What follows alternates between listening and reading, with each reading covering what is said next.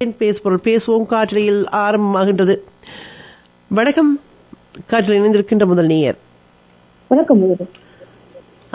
புனிதா என்ன துளசி கதிராக்கள் போராடினவா கஜேந்திரமார்கள் குழம்புல இருக்கிறோம் போலயா மக்களுக்காக செய்யணும் வேற குறை உருவம் சொல்லினா இப்ப மக்களுக்கு களத்தில இறங்கி இருப்போம். அங்கே ஆக்களை காணு சும்மா இங்க இந்த ஆக்களுக்கு கதை விட்டு குருடா விட்டு கம்பு சுத்தி காதல பூ வைக்க வரக்கூடாது. உண்மையா இனத்துக்காக போராடுற யாரென்றும் ஒளித்திருந்த இனத்துக்கு கவடத்தனமான கவட வேலை செய்யற யாருன்றதும் தெரியும். அடுத்தது பதினி இந்த நாம்பாலும் கனடிய மண்ணில ஒரு இளைய சமுதாயம் பாரிய ஒரு அழிவு நிலைக்கு போய்கொண்டிருக்கின்றது என்று கேட்டால் இந்த நடக்கும் திருட்டுக்களில் அநேகமானவர்கள் 12, 13 வயசு 14 வயசு இளைய சிறுவர்கள். இவர்களை வைத்து பின்னால் ஒரு கும்பல் இயக்கி கொண்டிருக்கின்றது. இவர்கள் கூட ஒரு துணிவாக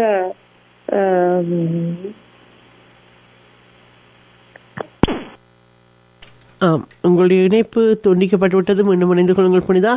இணைந்திருக்கின்ற அடுத்த உறவை இணைத்துக் கொள்கின்றேன். காற்றலையில் பேசுபொருள் பேசுவோம் நிகழ்ச்சியில் உறவுகள் இணைந்திருக்கின்றீர்கள். வணக்கம் சாதனை. வணக்கம் சோமசுந்தரம் ஐயா. வணக்கம். வணக்கம். நாடாளுமன்றத்துல சபாநாயகர் என்றத சபை நாயகன் அந்த சபையை வழி நடத்துபவர், பக்கச்சார்பு இல்லாமல் செய்வர்.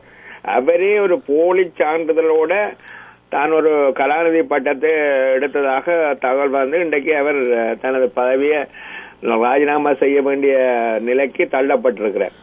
இப்ப ஒரு விடயம் அன்றா சொல்ற விடயம் ஒரு ஏற்புடைய விஷயம். உடனடியாகவே இந்த நாடாளுமன்ற உறுப்பினர்கள் எல்லாரையும் சேர்த்து தேசிய பட்டியல் எல்லாம் சேர்த்து 225 பேர் அவை எவ்வளவு பேரும் என்ன செய்யணும், முதல்ல தங்களோட கல்வி தகமையை வெளிப்படுத்த வேணும். கல்வி தகமையை வெளிப்படுத்தினால்தான் இவருக்கு அந்த அந்த நாடாளுமன்றத்துல கையாள் தன் எம்பி பதவி நாடாளுமன்ற உறுப்பினர் பதவியை கையாளக்கூடிய அதற்கு சரியான காத்திரமான முறையில மக்கள் இந்த பிரச்சனையை எடுத்து சொல்லக்கூடிய அந்த ஆளுமை தன்மை அந்த திறன் இருக்கிறான்றதுல மக்கள் அறிஞ்சு கொள்ள முடியும். அடுத்ததாக என்ன சொல்லிச்சுன்னா இந்த வைத்தியர் அர்ஜுனா உண்மையிலேயே அவரை பலராலும் பல விதத்திலும் பல கோணங்களிலும் கருத்துக்கள் வெளிக்கப்பட்டாலும் எந்த பார்வையில் இந்த சற்று முன்னர் ஒரு இன்றைக்கு நடந்த அந்த ஒருங்கிணைப்பு கூட்டத்தை பார்க்கும் பொழுது சில விடயங்கள்ல அவர் வெளிப்படையா கதை கேட்கல சில அரசியல், அதாவது கடந்த காலங்களில் ஊழல்கள்ல சம்பந்தப்பட உண்மையிலேயே எலக்ட்ரிசிட்டி போர்டுன்னா சுத்தமான ஊழல். அதாவது முதல் இணைப்பு பெற வேணும்னா லஞ்சம் கட்டித்தான் முதல் இணைப்பு பெற வேணும்.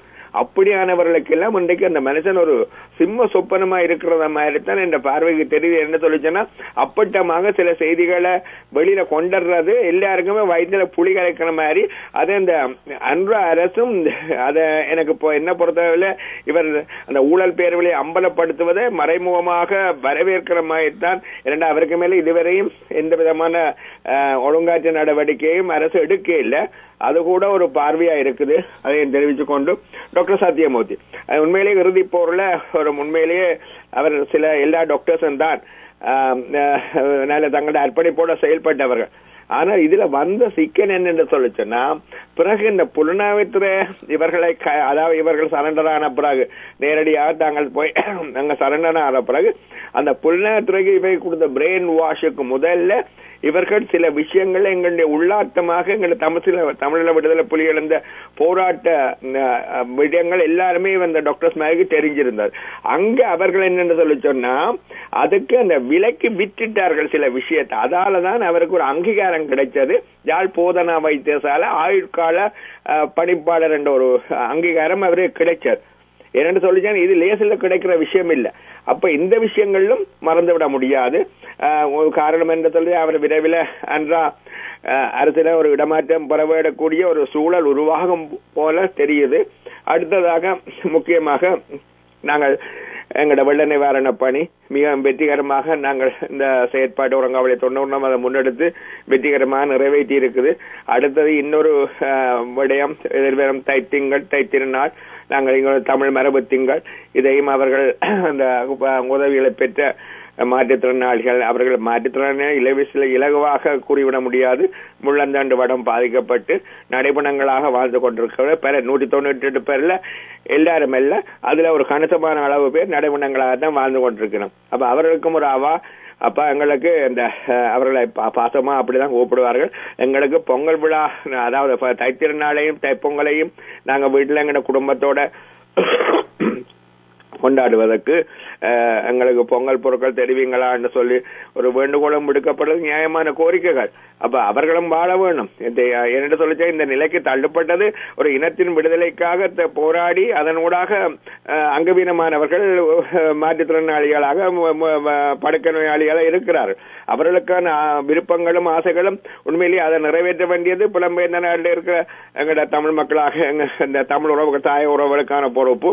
இறுதியாக இந்த தாயமண்ணில் இந்த அரசியல்வாதிகள் பிள்ளை இந்த வாக்களித்த மக்களுக்கு 15 ஆண்டுகளாக நான் என்ன தகரத்தால் 2010 2020 அந்த கால பகுதியில எவ்வாறு காதல பூக்கள் வச்சினோம், எவ்வாறு அந்த வாக்களித்த மக்கள் இந்த நலனிலை பற்றி எதுவிதமான சிந்தனையும் இல்லாமல் மக்கள் எங்களுக்கு ஆணையிட்டுள்ளார்கள், மக்கள் எங்களை அதிக ஆசனங்களை பெற்று தந்துள்ளார்கள் என்று சொல்லி அந்த மக்களை மயக்கத்துக்கு கொண்டு போனவைக்கு இந்த புலம்பெயர்ந்த நாட்டில் இருக்கிறவ பொதுவாக அவர்களும் சாமரை வீசினார்கள். அதான் மறக்க முடியாத உண்மை. தனியா நாங்கள் அங்க இருக்கிற அரசியல்வாதிகளை மட்டும் குற்றம் சாட்டக்கூடாது. ஒட்டுமொத்தமா டயஸ்போரான்றது ஒரு காத்திரமான விடயம். இந்த டயஸ்போரா செய்யற சில விஷயங்கள் என்ன சொல்லி சொன்னா அந்த முறையில மக்களுக்கு அவர்களுக்கு துணை நின்று அவர்களுக்கு வக்காலத்து வாங்கி அவர்களுக்கு எல்லா விஷயங்களையும் காத்திருங்கோ. அவர் சம்பந்தம் மட்டும் சொல்லி இல்ல, இங்க இருக்கிறவன் சேர்ந்துதான் சொன்ன நான் சம்பந்தம் நம்பிக்கை வையுங்கோ. அவர் சரியான தீர்வை பற்றி பாவம் அமரரை பற்றி கதைக்க கூடாது, அவர் பரலோகம் போயிட்டார். அப்ப அப்படியானவர்களுக்கு சாமர வீசி அதனூடாக இப்ப இந்த வேற ஒரு கதை போகுது. திரும்ப இந்த நரம்பிலா நாக்களை எல்லாத்தையும் கதைக்கலாம், நேரலுக்கெல்லாம் தெரியும். இனியும் இந்த பாட்டி வடை சுட்ட கதையை எத்தனை நாளை சொல்ல போறீங்க? எங்க போகுது உலகம்? யதார்த்த நிலையில நாங்கள் யோசிச்சு பார்க்கணும். இந்த மக்களுக்கு உதவி செய்யற அந்த வரி வளர்ந்த மக்களுக்கு உதவி செய்யற ஒரு புண்ணியமான விஷயம், அது ஆத்மார்த்தமாக செய்ய வேண்டிய விஷயம். நாங்கள் மாவீர தினங்களை மட்டும் அனுசரித்து கொண்டு மாவீர கல்யாணங்களுக்கு மேல பூவை போட்டு வச்சு கொண்டு அந்த மாவீரர்களானவர்கள் மண்ணின் அந்த தங்கள் இன்னுவே ஆகதியாக்கினவர்கள் இன்றைக்கு நடைப்பணங்கமா வாங்கி கொண்டிருக்கிறவர்களுக்கு அவர்களை அரவணைக்க வேண்டிய பொறுப்பா இருக்கு எங்களுக்கான பணி.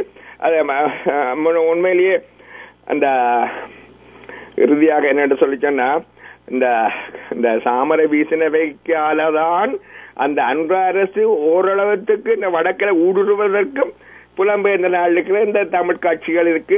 அவர்கள் இந்த போலி மக்களை ஏமாத்துறதுக்கு ஆதரவுக்கே சாமரை வீசியவர்களும் பங்குதாரர்கள் தான் என்பதையும் தெரிவித்துக் கொண்டு நாங்கள் உறுதியா இருப்போம். அன்புறவுகளே, விடைபெறுவதற்கு முன்பு ஒரு கேள்வி கொடுக்கணும்னா நாங்கள் எல்லோரும் விழிப்புணர்வோட இருக்கணும் கொண்டு வாய்ப்புக்கு நன்றி. நீங்க விடைபெறும் முன்பாக ஒரு கேள்வி, கட்சிகள் என்று சொல்றீங்க சரி, ஒரு அதாவது சில கட்சிகள் நீங்கள் சொன்னது போல ஊழல் மற்றும் ஒவ்வொரு விடயங்கள் தவறு செய்தார்கள், ஒட்டுமொத்தமாக நீங்கள் கட்சிகளை அடிக்கும் அதுல ஒரு கேள்வி கேட்க முடியலை. அதாவது ஐயா ஒரு கேள்வி, அதாவது இன்றும் மக்களுடன் நின்று போராடி கொண்டிருக்கின்ற மக்களுடைய அபிலாஷைகளை முன்வைத்துக் கொண்டிருக்கின்ற பாராளுமன்றத்திலும் எங்கேயும் ஒரு குறை சொல்ல முடியாத ஒரு தளத்தில் நின்று சர்வதேச சமூகம் வரைக்கும் எடுத்து செல்கின்ற ஒரு கட்சியை நீங்கள் முன்னிலைப்படுத்த முடியாமல் இருப்பது சிலர் அப்படி இருக்கின்ற பொழுது அது கட்சிகள் என்று சொல்லி நாங்கள் ஒட்டுமொத்தமாக சொல்வது சரியா? இதனை அடிப்படையில் தன் கடமையை செய்வான்ற நெறியாளர் பற்றி விமர்சிக்கிறதுக்கு எந்த விதமான அதிகாரம் இல்லை.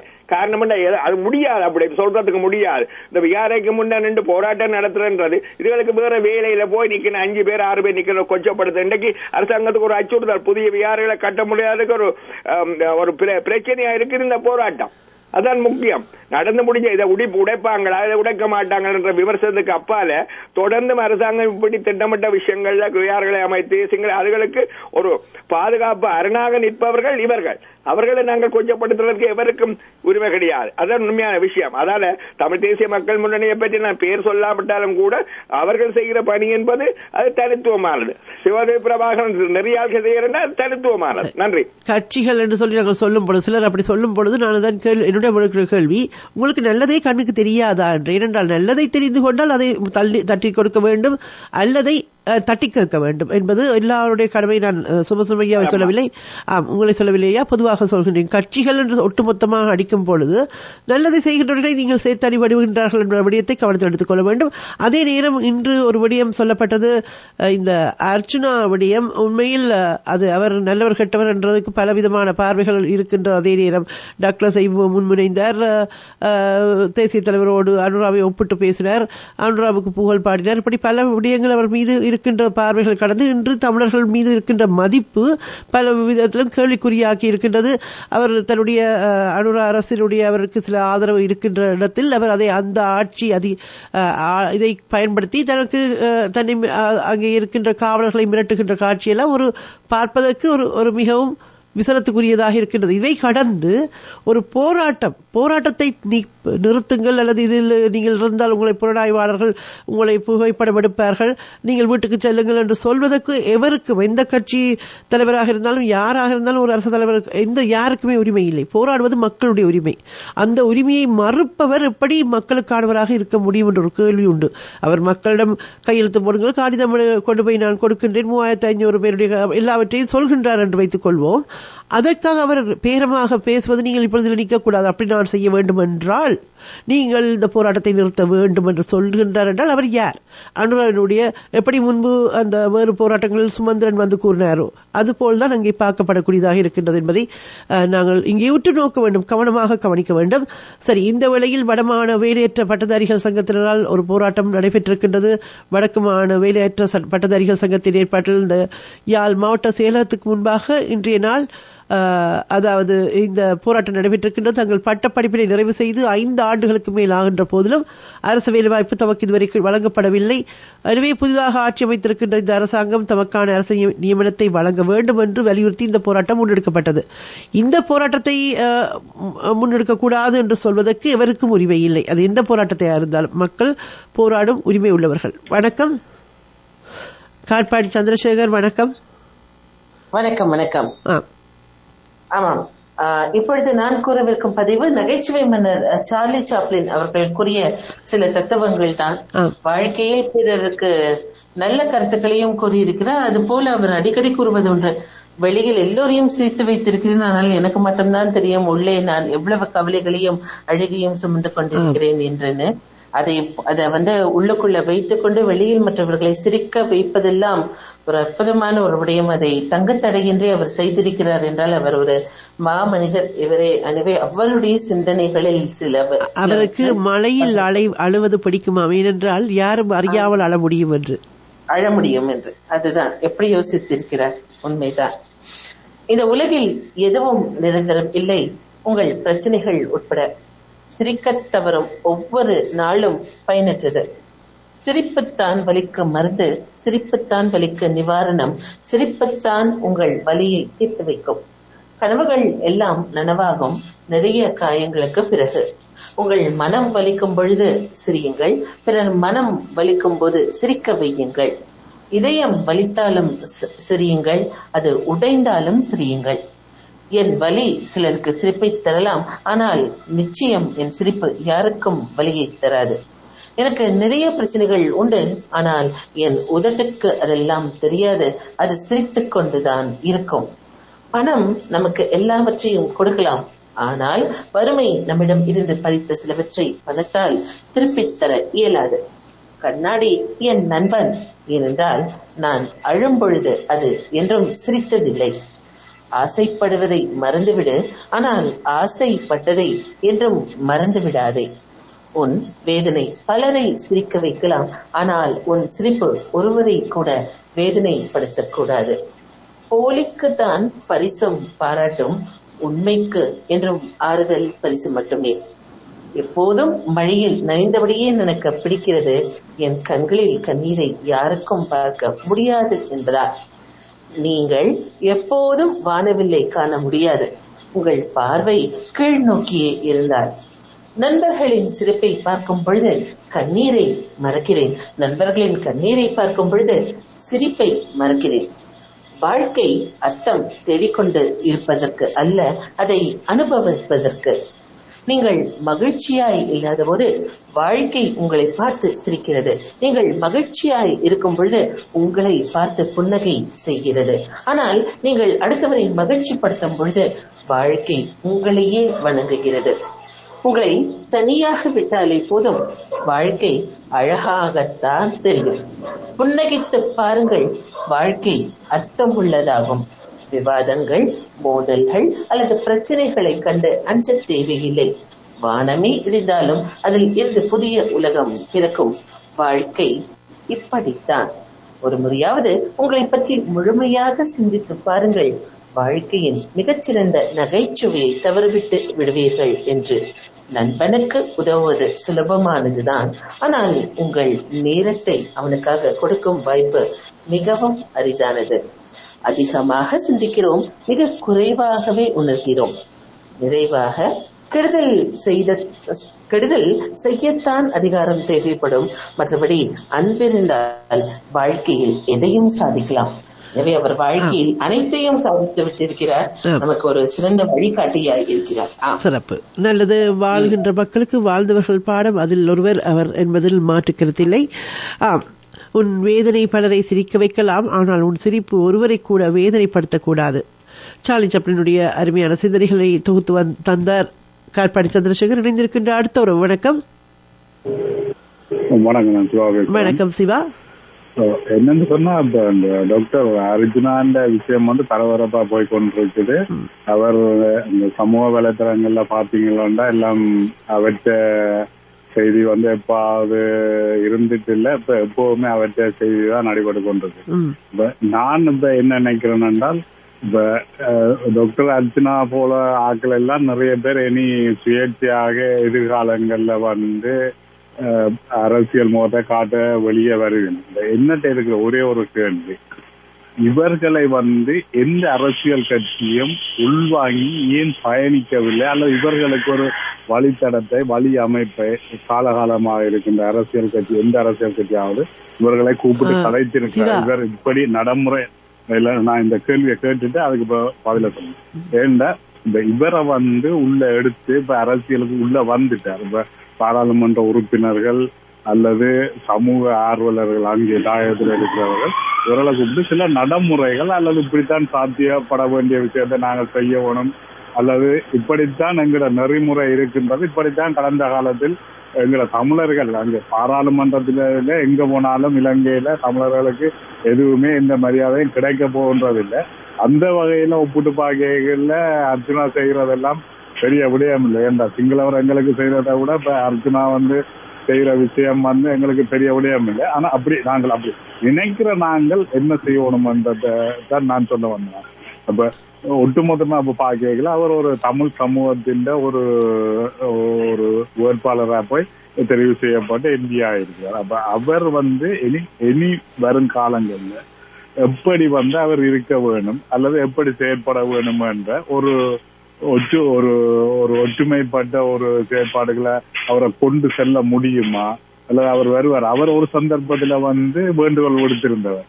இப்ப எப்படியான விஷயங்களை அரசியல் கட்சிகள் போன்றவர்களும் அல்லது அங்கே உள்ள அந்த ஆளுமை மிக்கவர்கள், அதாவது ஊடகத்தை சேர்ந்தவர்கள் எல்லோரும் அந்த விஷயத்தை எடுத்து எதிர்காலத்துல செயற்படுத்த வேணும்ன்றதுதான் எந்த கருத்தா இருக்கு. என்னன்னா இதை சில விஷயங்களை விட்டுட்டு போயிடலாம். சரி சிவா, உங்கள்ட்ட ஒரு விஷயம் கேட்கிறேன். இப்பொழுது என்னுடைய சொல்ல நானே கேட்காத அளவுக்கு நான் காலையில் ஒரு வேடம், மாலையில் ஒரு வேடம், ஒரு நேரம் டாக்டர் அவர் கடவுளுக்கு நிகரானவர் என்று சொல்வது, இன்னொரு சமயத்தில் அனுராவை பற்றி சொல்வது, இன்னொரு சமயத்தில் தலைவரை பற்றி சொல்வது, இன்னொரு சமயத்தில் போராளி, இன்னொரு சமயத்தில் அரசு அதிகாரிகளை துணை கலைத்து சாதாரண ஒரு வைத்திய, அதாவது பார்த்தீர்கள் அந்த வாயில் காவலோடு சண்டை, இப்படியானவர்கள் எல்லாம் ஒரு கொள்கைவாதிகளாக இருப்பார்கள். நீங்க நம்புகிறீர்களா? இதோடு இல்லைங்கள் அப்படி இதுங்கள் என்று நான் நடந்த விடயம், 2 நாட்களுக்கு முதல் நடந்த விடயம்.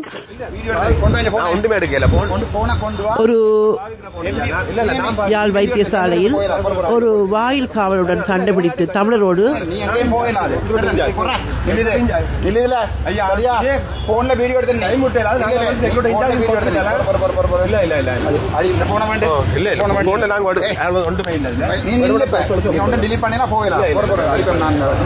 சரியா இப்படி செய்துவிட்டு அவர் என்ன செய்கிறார்?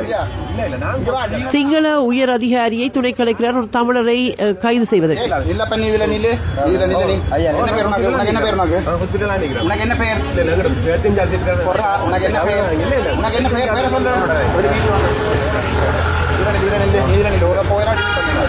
தன்னை காணொலி எடுத்து விட்டார்.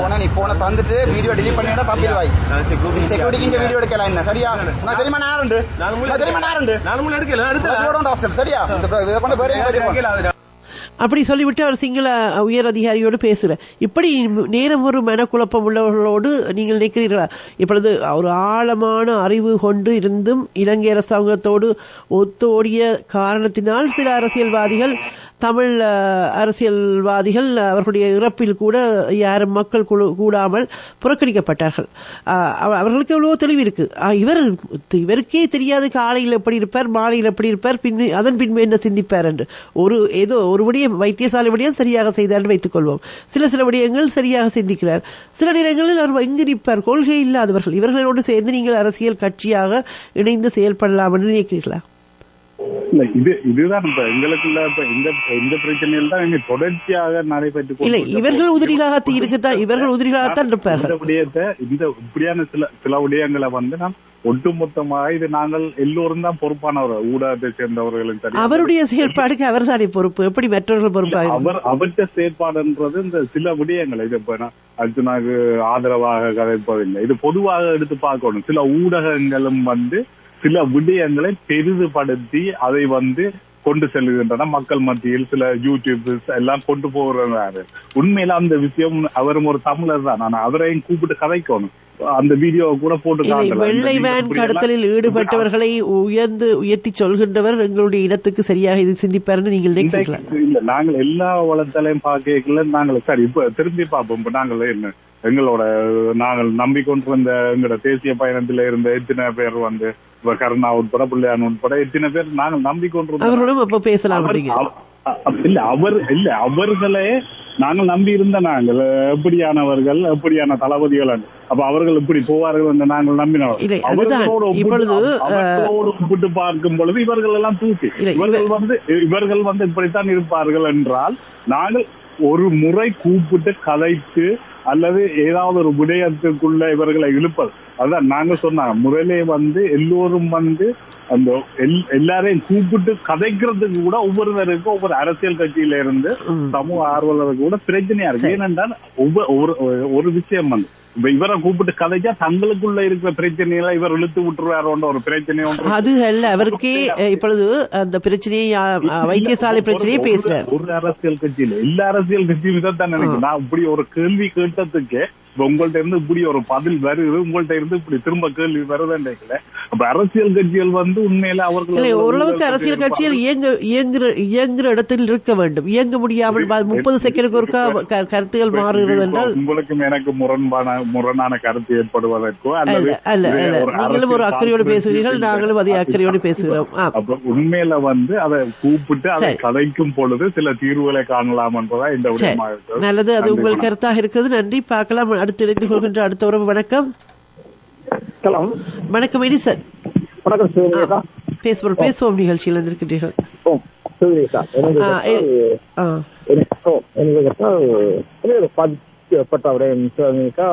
கடந்த 4 வருட காலமாக நாங்கள் கடும் மழைக்கால பாதிக்கப்பட்டிருந்தோம் என்றால் அப்ப இதோட 4வது வருஷம் என்றால் அப்ப நாங்கள் மீறி தமிழ் தேசிய கட்டமைப்பு இருந்தால் அது ஒரு விஷயம் இருந்துவிட்டால் அப்ப நாங்கள் இதோட 4வது வருஷம் பாதிக்கப்பட்ட நாங்கள் ஓகே இன்னும் ஒரு 4 இருந்து 5 காலத்துக்கு மழை காலம் முடியுது. இந்த மழை காலம் முடிஞ்சதுன்னா அடுத்த வருடம் ஜூலை மாசம் இல்லாட்டி ஆகஸ்ட் மாசத்துல இருந்து இந்த மழை காலத்துக்கான ஒரு திட்டமிடல என்ன செய்ய போறோம், இதுக்கான ஒரு செயல் வடிவம் என்ன இருக்கு என்ன கேட்டாலாக்கா அங்க உள்ள சாக்கடை காணுகள் எல்லாத்தையும் மணிவண்ணன் அவர்கள் கிளீன் பண்ணி எல்லாம் சுத்தப்படுத்தி வச்சிருக்காரு. அதுக்குள்ள திரும்ப யாழ் மாவட்டத்தை தான் விசேடமாக குறிப்பிட்டிருக்கேன். யாழ் மாவட்டத்தில் உள்ள முழு கடத்தல்களையும் பார்த்தீங்கன்னா போத்திர்களும் பிளாஸ்டிக்களும் எல்லாத்தையும் போட்டீங்க. அது ஒரு பௌதிக சூழலையே மாசடைய பண்ணி வச்சிருக்கீங்க. ஒரு கழிவு நீர் ஓடுறதுக்கான ஒரு பொறிமுறையை கூடி நீங்கள் விளங்காம இன்றைக்கு நீங்கள் இதை அனுபவிச்சு கொண்டிருக்கீங்க. இன்றைக்கா எங்க பார்த்தாலும் ஒரு கடையை எடுத்துக்கொண்டீங்கன்னா கடைக்குள்ள வைக்கிற சாப்பாடு பொருட்கள் கொண்டமாற்றங்கள் அரிசியா இருக்கட்டும், கொண்ட கடலையா இருக்கட்டும், கோப்பியா எல்லாம் நிலத்திலிருந்து உண்மையே ஒரு 6 இன்ச்சிலிருந்து 10 இன்ச்சு உயரத்துல வைக்கணும். அவைகள் அனைத்து கடைந்து நிலத்துக்கு தான் கிடக்குது. இன்றைக்கு கூட கிருமி தொற்றுகள் எவ்வளவு கண்ணுக்கு இன்றைக்கு டாய்லெட் இந்த நிலசரவு கூடக்கூடிய தண்ணியும் கிடத்துடைய தண்ணி மட்டம் இன்றைக்கு ஒட்டி அளவுல நின்றுருக்கு. இதுல எவ்வளவு தொட்டு கிருமிகள் இருக்குது. இன்றைக்கு குடிக்கிற தண்ணி கூடி இன்றைக்கு குடிக்கிறது இன்றைக்கு தமிழக இன்றைக்கு எவ்வளவு சவாலை ஏற்படுத்தி கொண்டிருக்கான். அது இவ்வளவு தண்ணி கிருமிகள் தொற்றுகள் இருக்கு. நீங்கள் உணவு பண்டங்களை நிலத்துல வச்சுக்கிறீங்க. அப்ப இவ்வளவு உணவு பண்டங்களுக்கெல்லாம் இவ்வளவு கிருமி தொற்றுகள் இருக்கு. இதை வேண்டி சாப்பிடுற மக்கள் எல்லாரும் என்ன வருத்தம் சாருதா எங்களை கண்டா விளங்கவே இல்லை. அங்கத்தின சுகாதாரத்துறை என்ன செய்து என்ன முறையில இன்றைக்கு கூட புலம்பெயர் தமிழர்கள் இருக்காரு. இன்றைக்கு எங்கட தமிழர்கள் இன்றைக்கு எத்தனை ஆயிரம் செஃப்பா இப்போ இன்றைக்கு சிறந்த சமையல் வல்லுநர்களாக இன்றைக்கு கனடாவில் இருந்திருக்கார்கள். மற்ற நாடுகளிலும் இருந்திருக்க இவர்களாக அவர்களை ஒரு நெறிப்படுத்தி உடற்படுத்தி ஒரு வலுவான நிலைக்கு கொண்டு வருவோம் என்று சொல்லி சிந்திப்பதில்லை. மற்றது நெடுகட்டால் செய்யலாம். இன்றைக்கு அடிக்கடி நேர்கொண்டமே சொல்றது ஒரு விடயத்தை எங்களுக்கு அது கண்ணுக்கு தேவையில்லாதுன்னு சொன்னா அதை தேடாத என்ன கேட்டா அர்ச்சனாவுடைய விடயத்தில் தேசிய தலைவர் எங்களுக்கு 28 கட்டமைப்பு தந்தவர்டா. அர்ச்சனா நீ ஒரு மருத்துவத்துறையில நீ இன்றைக்கு பாராளுமன்றத்துக்கு போய் மருத்துவத்துறையை மட்டும் கையில் எடுத்து இன்றைக்கு அந்த துறையை மட்டும் பலப்படுத்துறதுக்கான வேலை சில உண்மையான மகிழ்ச்சியா இருக்குன்னு கேட்டா அந்த மருத்துவத்துறையை விட்டு போட்டு தேவையில்லாத விடயங்களுக்கு அக்கா இது வாங்க ஒரு மரியாதை மக்கள்கிட்ட இருந்தான் கிடைக்குது. நியூஸ் பேர் நீர் சேர்ன்னு சொல்லி அடிக்கடி நேர்குணமையா இந்த வானொலி இருக்காரு.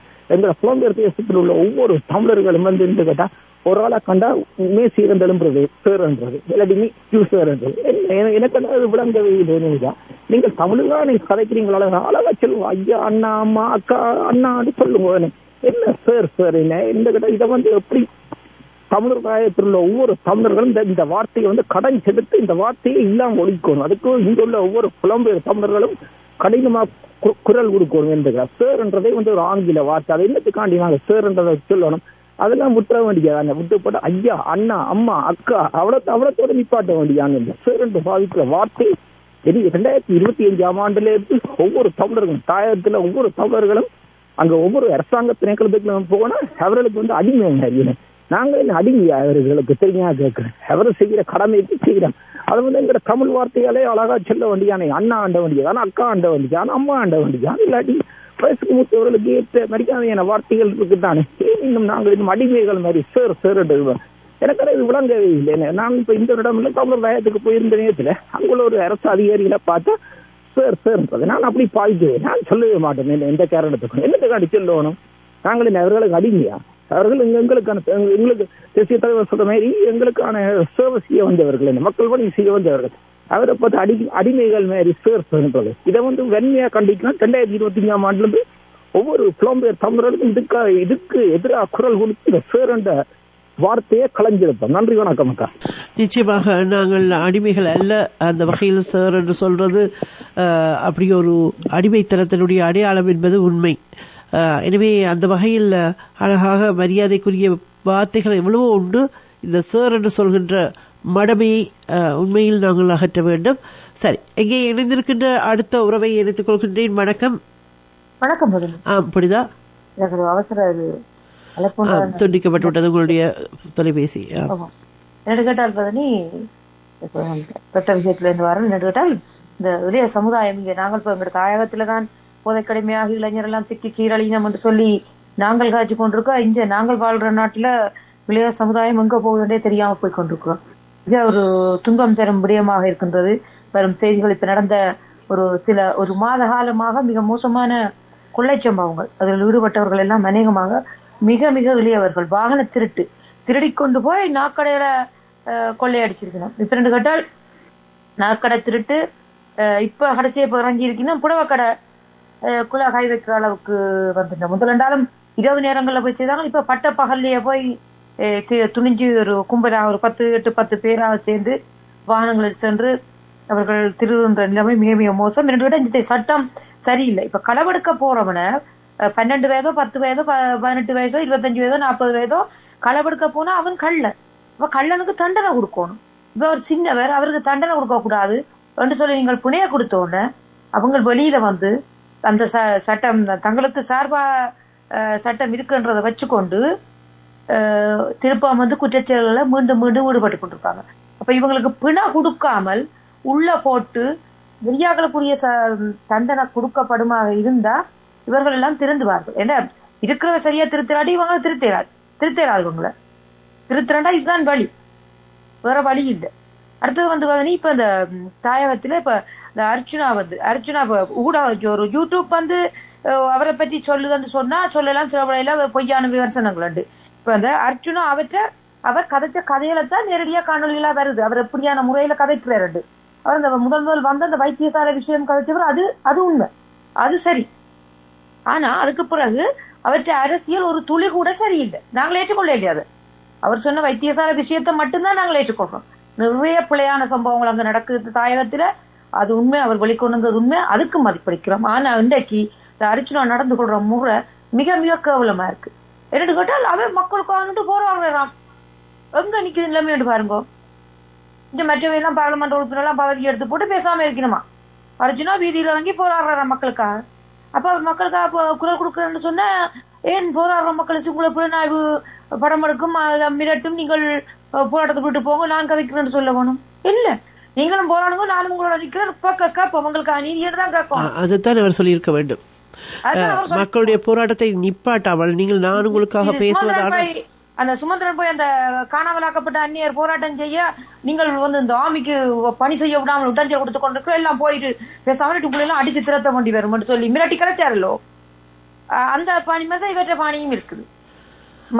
தான் அரசோடு பேச அதே போல் வேறு இன்னொரு காணொலி நான் வைத்திருக்கின்றேன். அதாவது அரசாங்கத்தை எவ்வளவு தூரம் அவர் போற்றி புகழ் பாடி சொல்கின்றார் என்றபடியும் இன்னொரு கட்டல் வந்து இப்ப நாங்கள் வந்து இப்ப தலைவரை வந்து சொல்லுவோம் காலம் கொடுத்த நேரம் நல்ல அடி இந்த தலைவரை வச்சு விற்கிறவைக்கு இந்த விற்பனையாளர்களுக்கு வியாபாரிகளுக்கு நல்ல பொருந்தும். அது என்று கேட்டால் உண்மையா நீங்கள் தேசிய தலைவர் தலைமையை நீங்கள் உண்மையா உங்களோட மனசா தூய மனதோட நீங்கள் நேசிப்பீங்களன்னு சொன்னால் இந்த அனுராவை நீங்கள் தூக்கி பிடிக்க மாட்டீங்க. அனுரா நித்திரை இல்லாம இருக்கிறார். எங்கட போராளிகள் கழுத்தளவு வெள்ளத்துல கூட சாப்பாடு தண்ணி நித்திரை இல்லாமல் எங்கட இனத்துக்காக போராடினது, சண்டை நடந்தது. எத்தனை படத்தளங்கள் மீட்கிறதுக்கு கழுத்தளவு தண்ணியில இந்த காயப்பட்ட போராளிகள் எத்தனை நாள் மருந்து இல்லாம எவ்வளவு காயங்கள் உரத்து எவ்வளவு சித்திரவதப்பட்டு அவை வேதனைப்பட்டு செத்திருப்பினம், எத்தனை பேர் காயப்பட்டிருப்பினம், சாப்பாடு இல்லாமல் அவை எத்தனை நாள் இருந்திருப்பினம். உங்களுக்கு அது தெரியல. எங்கட தலைவர் நித்திர கொள்ள இல்லைன்றது உங்களுக்கு தெரியல.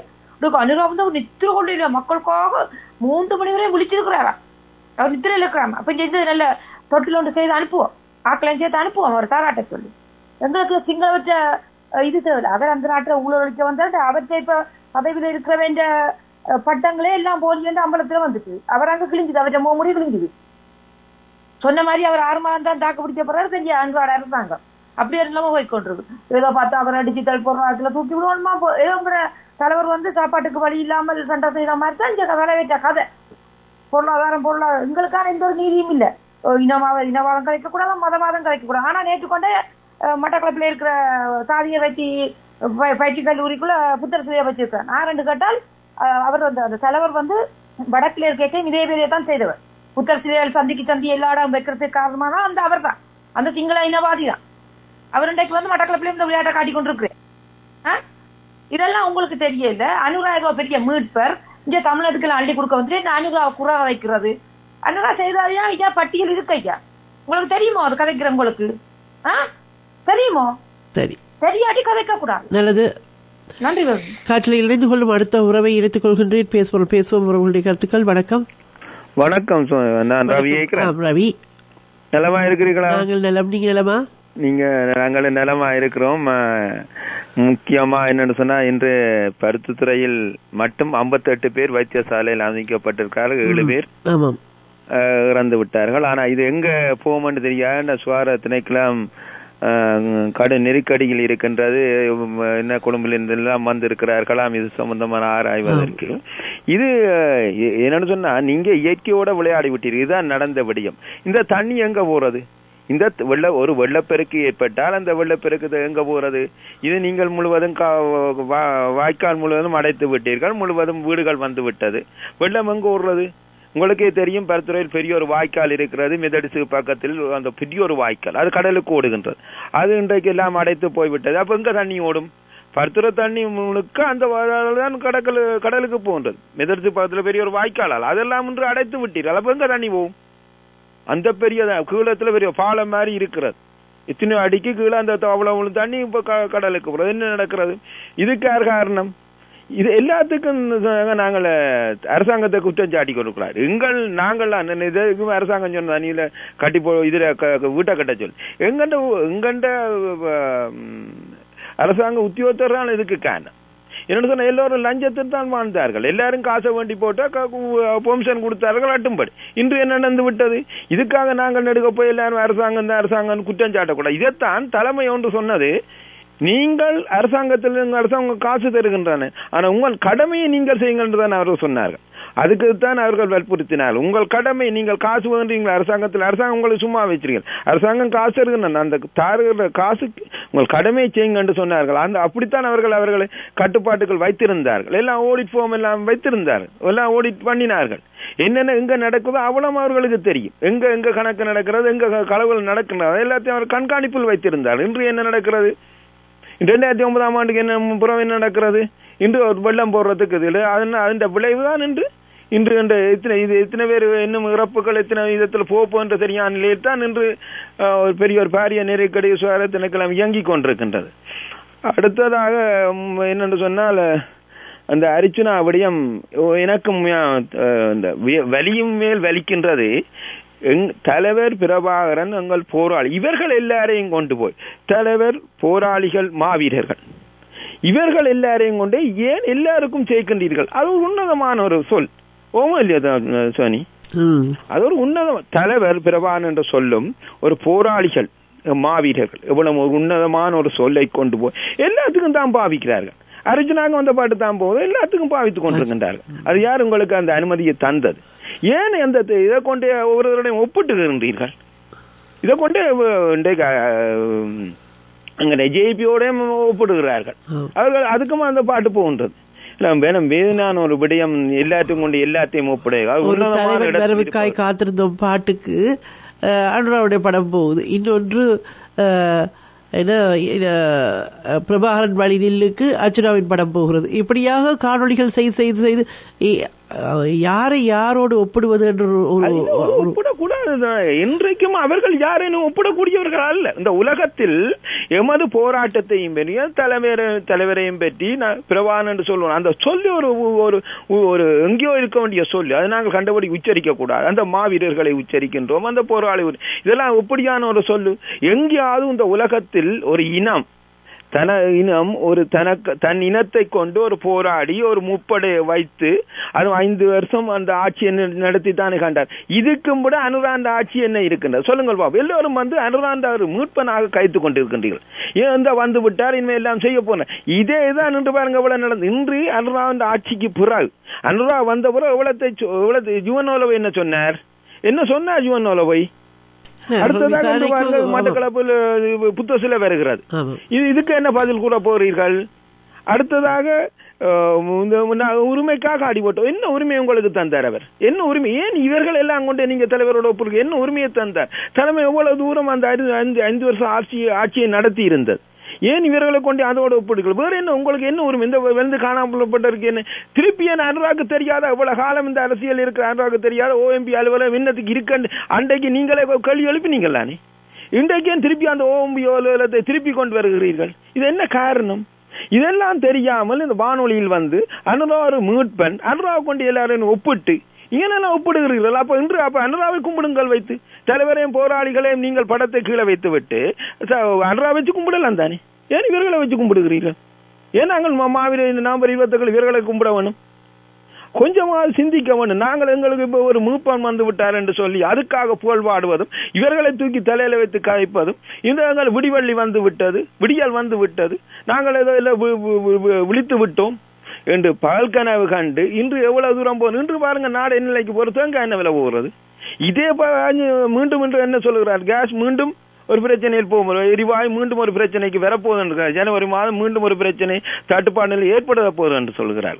இதுக்கெல்லாம் காரணம் இன்று ஜான்லாம் சொன்னார். இன்று என்ன நடக்கின்றது என்னன்னு சொன்னா, நாட்டில் கடன் அதிகரித்து விட்டு இன்று இவ்வளவு 30 வருஷம் ஆயுத போராட்டத்தில் நீங்க இவர்கள் செலவழித்தது என்ன?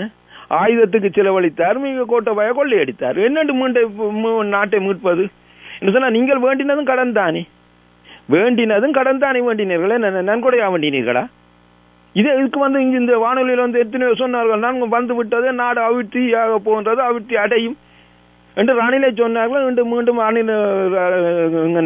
அனுரா வச்சு இந்த அனுரா எவ்வளவு செய்தார் தெரியுமா உங்களுக்கு? இந்த அனுரா போராட்டம் நடக்கும்போது எவ்வளத்தை செய்தார்கள். ஏனென்று அனுராக புலகுகிறீர்கள்? ஒரு மீட்பன் வந்துட்டாண்டு புலகுகிறீர்களா? அடுத்த நீ யாராவது பொதுவாக வந்து எல்லாத்தையும் கைத்துக் கொள்ளுங்கள். குறிப்பிட்டவர்களுக்கு தான் வரணும், குறிப்பிட்டவர்கள் சத்தமே வராது தான். நான் அது கேட்கொண்டிருப்பேன், சத்தமே வராது. ஏன் நீங்கள் உங்கள் குரலை எல்லா நிலையத்தையும் வந்து குரலை கொடுங்க, தனி ஒருவருக்கு மட்டும் குரலை கொடுக்காதீர்கள்.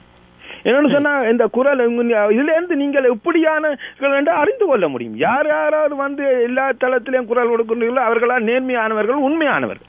தனியா நாங்கள் ஒருவருக்கு மட்டும் குரல் கொடுத்தோ 2 பேருக்கு மட்டும் குரல் கொடுத்து விட்டு மற்றவருக்கும் அந்த குரல் காட்டு என்று சொன்னா நீங்கள் யார் என்பதையும் புரிந்து கொள்ள முடியும். வானொலி இந்த காணொலி எல்லாரும் தான் கேட்டுக்கொண்டிருக்கின்றார்கள். அடுத்ததாக உறவுகளுக்கு காத்திருக்கிறார்கள். ஓகே, மிச்சம் கதைப்போம் அடுத்த வெள்ளிக்கிழமை. என்ன சொன்னா இது மன வேதனையைத்தான் நான் பயந்து கொண்டேன். எல்லாத்தையும் கேட்கும் போது நாங்களும் எல்லா தளத்திலையும் பயணிக்கின்றவர்கள், நாங்கள் ஒரு தளத்துல பயணிக்கின்றவர்கள் அல்ல. என்னை பொறுத்து நான் சகல தளத்திலையும் பயணிக்கின்றன. நீங்க வேணும்னு சொன்னா இந்த கேளுங்க, உங்களுக்கே தெரியும் நான் எந்தெந்த தளத்துல பயணிச்சு கொண்டிருக்கிறாள். நான் தனியா அந்த வாயில வந்து வட சொல்ற ஆளும் இல்லை. என்ன சொன்னா ஒவ்வொருவரும் இந்த தளத்தில் பயணிக்கிறேன் என்பதை நானும் அறிந்து கொண்டுதான் இருக்கிறேன் சுவாமி. ஆக அந்த ஒவ்வொருவரும் ஒவ்வொன்றை சொல்லும் போது ஒவ்வொன்றை கேட்கும் போது இந்த கருத்துக்கள் அர்ச்சனா சம்பந்தமான கருத்துக்களை முன்வைக்கும் போதும், அடுத்தது எங்க ஜேபி மீட்பவர்கிட்ட கருத்தை முன்வைக்கும் போதும் மனம் வேதனைப்படும். இவர்கள் யார்? அதன் ஒரு யூடியூப் போகின்றது எமது காணியத்தான் விட்டார்கள். என்னென்ன மக்கள் சொன்னார்கள், இங்கே விட்டார்கள். எவ்வளவு நிலம் இன்னும் விடுவிக்கப்படாமல் இருக்கிறது. இந்த அன்றைக்கு ஒரு அது மட்டுமல்ல, இப்பொழுதும் ஆக்கிரமிக்கப்படுகின்ற விடயங்களுக்கு ஒரு குரல் கொடுக்கவும் இல்லை. அது மட்டுமல்ல, வலிந்து காணாமலாக்கப்பட்டவருடைய போராட்டத்தில் அனுராவின் பெயர் சொல்லியே ஒருவர் அங்கே குழப்பம் விளைவித்து மிரட்டினார். அதற்காக தட்டி கேட்டார்களா காவல்துறையினரோ அல்லது அனுரா அரசோ? கைதுகள் தொடர்கின்றன. இது இப்பொழுது மாவீரருக்காக வழங்கியவர்கள் மீண்டும் அடுத்த அன்று ஒரு பார்த்து எனக்கே தெரியாது. ஒரு சின்ன விடயம், கற்கோளத்தில் ராணுவமா இருக்கண்டு. எனக்கே தெரியாது ராணுவம் கற்கோளத்தில் இருக்கு, எங்க இருக்கண்டு எனக்கு தெரியும். ஆனாலும் பொதுவாக அது பொதுமக்கள் காணி. ஆனா அதை புற நடக்கின்றது முழுவதும் விடவில்லை. கொஞ்சத்தை எடுத்து விட்டு வேற உலகம் சொல்லிவிட்டா நான் கற்கோளத்துக்கு ராணுவமாவே எடுத்து இப்படி என்னும் பாருங்களேன். இன்று மீண்டும் புத்த விகாரம் தொடங்கி இருக்கிறது. இனிமே மீண்டும் காணி அதிகார சபை, அடுத்தது வனவிலங்கத்து என்று மீண்டும் பழையபடி முளைக்கும் போதுதான் மக்கள் விழிப்பார்கள். அந்த அரசாங்கம் ஒன்றுதான், அதற்குள் நாங்கள் பறிபோகின்றோம், அதற்குள் நிறையவே நாங்கள் பறி கொடுத்து விடுவோம் என்பதுதான் முடியும். அதுக்கு நிறைய போயிருமே. மாதிரி நாளைக்கு இன்னொரு இடத்துல முளைக்கும் பாருங்க. நல்லது ரவி, நன்றி நன்றி. மட்டக்களப்பு போதனா வைத்தியசாலையில் தாதியல் பயிற்சி பாடசாலை வளாகத்தில் புத்தர் சிலை ஒன்றை வைத்துள்ளமை தொடர்பில் பல்வேறு கருத்துக்கள் முன்வைக்கப்பட்டிருக்கின்றன. வைத்தியசாலையின் தாதியல் பயிற்சி பாடசாலைக்குள் சரஸ்வதி சிலைக்கு முன்பாகவே இந்த புத்தர் சிலை வைக்கப்பட்டிருக்கின்றது. மட்டக்களப்பு போதனா வைத்தியசாலையில் ஏற்கனவே பௌத்த மாணவர்கள் தாதியர்கள் வைத்தியர்களின் வழிபாட்டுக்கு அன்று பௌத்த விகாரை ஒன்று உள்ள நிலையில் இந்த தாதியல் பாடசாலைக்கு முன்பாகவும் புத்த சிலையை நிறுவி இருக்கின்றார்கள் என்று சொல்லி அந்த மக்கள் கவலை தெரிவித்திருக்கின்றார்கள். எனவே இவ்வாறாக இது இப்பொழுது அனுர அரசில் உருவாக்கப்பட்ட விடயம். வணக்கம் ஐங்கரன். வணக்கம் மதனி, எப்படி இருக்கீங்க? நலமாக இருக்கிறோம். என்னென்றால் இல்ல, பொதுவாக குடும்பத்துல பிள்ளைகள் அந்த போதைப் பொருளுக்கு அடிமையாகி வைத்தியர் மறுவாழ்வு மையத்துக்கு அனுப்பணும் என்று சொன்னால் பிள்ளைகளை அங்கே அனுப்பி விடுங்கள்.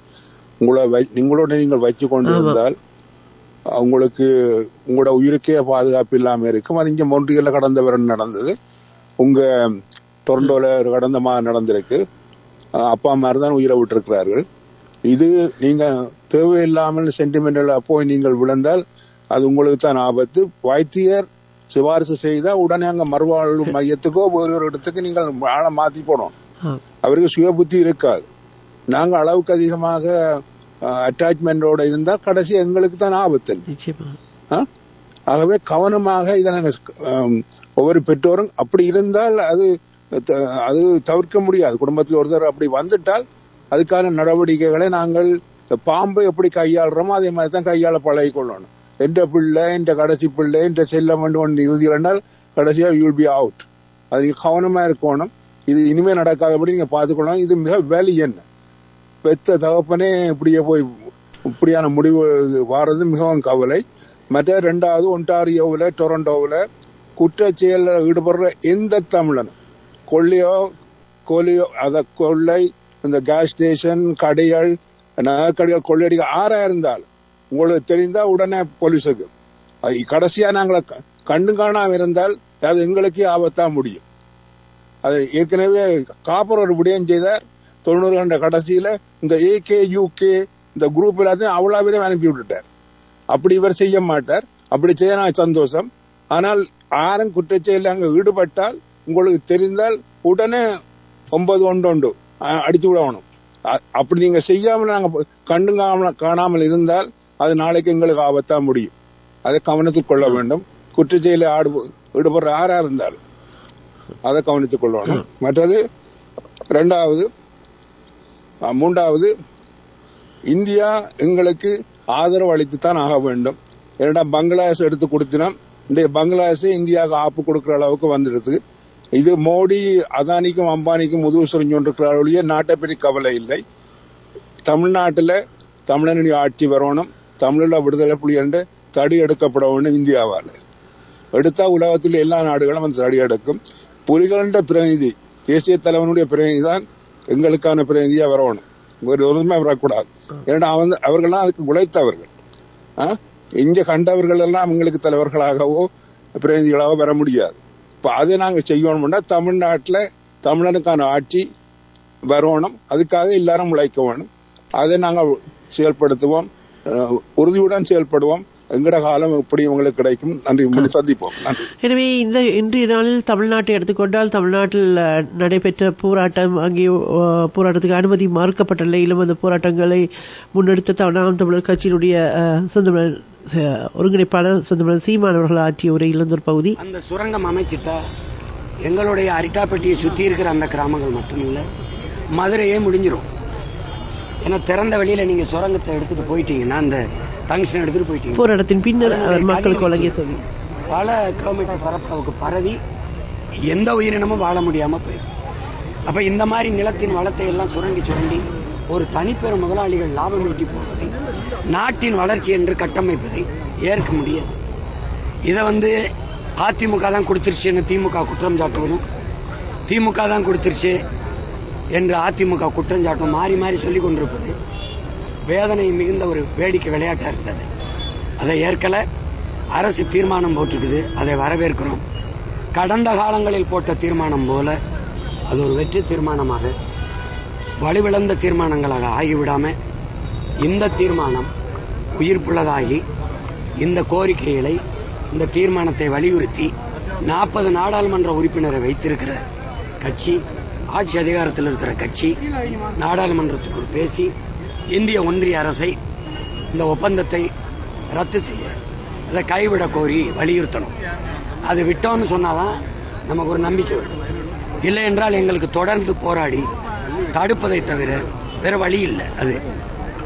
அதனாலதான் அந்த தீர்மானம் நிறைவேற்றிய பிறகும், காவல்துறை நீதிமன்றங்கள் அனுமதியை மறுத்த பிறகும் தடையை மீறி நாங்கள் போராடி காட்ட வேண்டியது இந்த போராட்டத்தின் முக்கியத்துவத்தை, அந்த நிலத்தின் பாதுகாப்பினுடைய அவசியம். தமிழர்களுடைய நிலத்தின் அந்த இழப்புகள், பாதிப்புகள் பற்றி தொடர்ச்சியாக குரல் கொடுக்கின்றவர்கள் தமிழ் உணர்வாளர்களாக இருப்பதை தமிழகத்திலும் நாங்கள் பார்க்கும் பொழுது அது எப்பொழுதுமே முன்னிலையில் நிற்பவராக செந்தமிழன் சீமானுடைய போராட்டங்கள், இன்றைய நாளில் அவருடைய போராட்டத்திலும் குரல் மிகவும் பாதிக்கப்பட்ட நிலையிலும் அவருடைய குரல் அந்த போராட்டத்தில் ஒலிப்பதை நாங்கள் பார்க்கக்கூடியதாக இருக்கின்றது. அடுத்து இங்கே பல கருத்துக்கள் சொல்லப்பட்டன. ஒவ்வொருவருடைய கருத்துக்களும் ஒவ்வொரு விடயமாக இருந்தாலும் இந்த அர்ச்சுனா பற்றி சொல்கின்ற பொழுது அவர் அந்த எப்படி கடந்த காலங்களில் சிலர் விலாங்கு மீன் இருக்கிறதுல்வா, அது தலையோரிடம் காட்டும், வாழையோரிடம் காட்டும். மக்களுக்காக குரல் கொடுப்பதாக இருந்த அந்த சாவச்சேரி வைத்தியசாலை விடயத்தை கடந்து பின்பு தென்னிலைக்கு சென்றால் அவர் வேறொரு முகம் காட்டுகிறார். பின்பு மீண்டும் டக்ளஸ் புராணம், பின்பு அனுர புராணம், இப்படி பேசிவிட்டு பின்பு மக்களுக்காக பேசுவார்கள். இன்றைய நாள் நடைபெற்ற விடயம் பார்த்தோம் என்றால், இந்த போராட்டங்களை ஏன் நீங்கள் போராடணும், உங்களை புலனாய்வாளர்கள் மிரட்டுவார்கள், தண்டுவார்கள், படம் எடுப்பார்கள், அது உங்கள் பிரச்சனையிலேயே. போராடுகின்றவர்களுடைய கவலை அல்லவா? அவர்கள் அதற்காகத்தானே போராடுகள். போராட்டம் என்று வந்துவிட்ட பின்பு அவர் மிரட்டுவார், இவர் மிரட்டுவார் என்று பயப்படுவார்களா மக்கள்? அந்த மக்களிடம் போய் பேரம் பேசுகிறீர்கள், நான் உங்களுக்காக பேச வேண்டும் என்றால் நீங்கள் கையெழுத்து போட்டு இப்படி ஒரு விண்ணப்பத்தை தாருங்கள், ஆனால் இப்பொழுது நீங்கள் கலைந்து செல்லுங்கள். இது ஒரு போராட்டத்துக்கு ஆதரவான மக்கள் குரல் பேசுகின்றவருடைய ஒரு கருத்தாக இருக்கவே முடியாது என்ற விடயத்தில் மக்கள் தெளிவாக இருக்க வேண்டும். ஆஜராகாதமைக்காக பாராளுமன்ற உறுப்பினர் ராமநாதன் அர்ஜுனாவுக்கு பிறப்பிக்கப்பட்ட பிடியாணையை மீளப் பெறுமாறு கொழும்பு நீதவான் நீதிமன்றம் நேற்று உத்தரவிட்டுள்ளது. இந்த செய்தியின் பின்னால் கொழும்பு நீதவான் நீதிமன்றில் முன்னிலையாகியதை அடுத்து இந்த உத்தரவு பிறப்பிக்கப்பட்டுள்ளது. அவரை கைது செய்வதற்கு யாழ்ப்பாணம் சிரேஷ்ட போலீஸ் அத்தியட்சகர் இந்த செய்தியின் பின்னால் அவர் சொன்ன கருத்து, சிங்களத்தில் சொன்ன கருத்து அனுர புகழ் பாடியது. 2021ஆம் ஆண்டு பேஸ்லைன் வீதியில் இடம்பெற்ற வாகன விபத்தில் நபர் ஒருவரை தாக்கிய சம்பவம் தொடர்பிலான வழக்கு நேற்று விசாரணைக்கு எடுத்துக்கொண்ட போதே இந்த உத்தரவு பிறப்பிக்கப்பட்டுள்ளது. හොඳයි නේද මේ ගොඩක් මිනිස්සු ඡන්ද දීලා තියෙන්නේ හොඳ ආණ්ඩුවක් හදන්නනේ. එතකොට අපි නම් උතුරයි නගින හිරයි හිතන්නේ හොඳ ආණ්ඩුවක් කියලා. ඔව්. ඒක ඔබතුමාට මේ නැවත ජාතිවාදය අවශ්‍යමයි ඔබතුමාට. ඔයගොල්ලෝ වැරදි ප්‍රකාශය කරන්නේ අපි එහෙම කවදා කරන්නේ. நீங்கள் இனவாதம் பேசுகின்றவராக இருக்கிறீர்கள். நான் அப்படியெல்லாம் இனவாதம் ஒரு நாளும் இனவாதம் பேச மாட்டேன் என்று சொல்லி காய்க்கிறார். ජනාධිපති ඡන්දවලට සපෝට් කරේ His Excellency President නන්ද කුමාර දිසානායකටනේ. එතකොට நான் ஜனாதிபதி தேர்தலில் கூட நான் அனுராவுக்கு தானே சப்போர்ட் செய்தேன், ஆதரவு கொடுத்தேன். ராஷ்டிரவாதி වෙන්නේ කොහොමද? என்ன நீங்கள் தீவிரவாதிகள் சொல்வது எப்படி? ඔය ඉතින් මගේ Facebook පිටුවේ ගිහලා ඔයගොල්ලෝ දැනගන්න කොහොමද ඒක? ඔබතුමා තමයි කතා කරලා නැහැ. ඒ සමහර මගේ වීඩියෝ එකක් අරන් යන්න පුළුවන්නේ.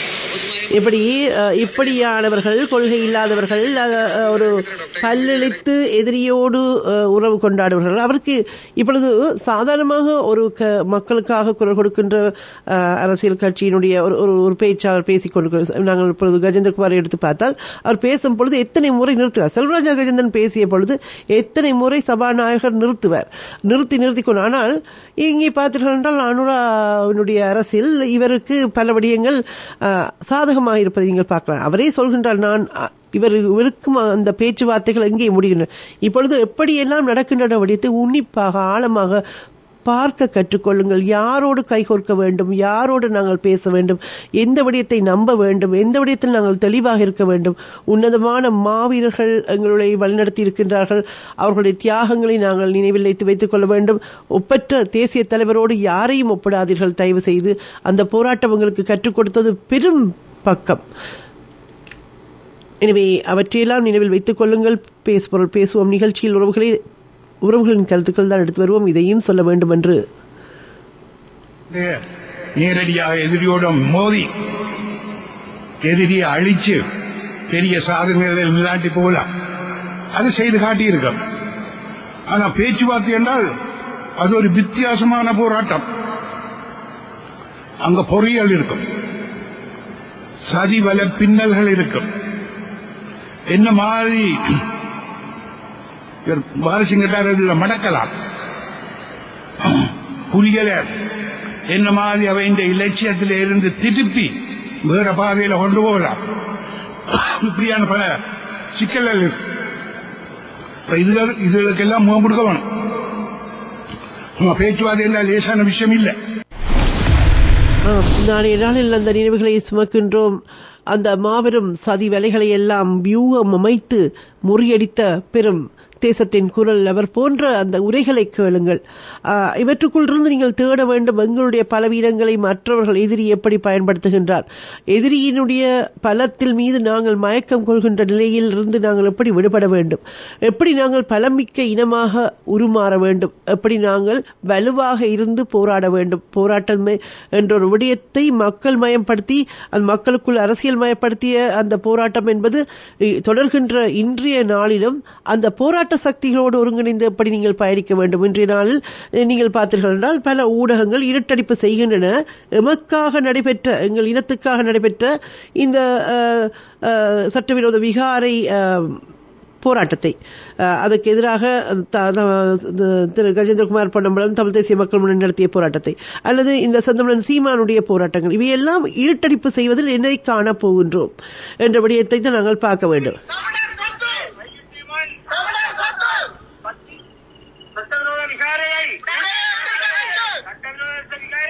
யார் எப்படி இருந்தாலும் போராடும் மக்கள் அவர்களுக்குள் அணிதிரள்வர். ஏனென்றால் போராடுவது ஒன்றே எங்கள் இனத்துக்கான ஒற்றை வழி, அது